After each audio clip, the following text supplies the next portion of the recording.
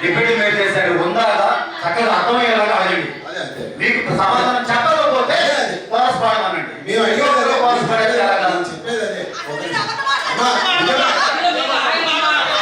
గత ప్రభుత్వంలోని ఎప్పుడు పెంచింది ఈ రోజున 4,000కి 4,000 వేసి 8,000 పెంచింది మన బోర్డే.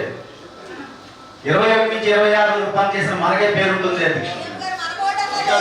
మన బోర్డే 4,000 చేసి వారికి ప్రకటన జరుగుతుంది. 12 లక్షల కోట్ల రూపాయలు ఖర్చు పెడతాం. 40 మందికి ఇవ్వడానికి మనకేమో అవసరం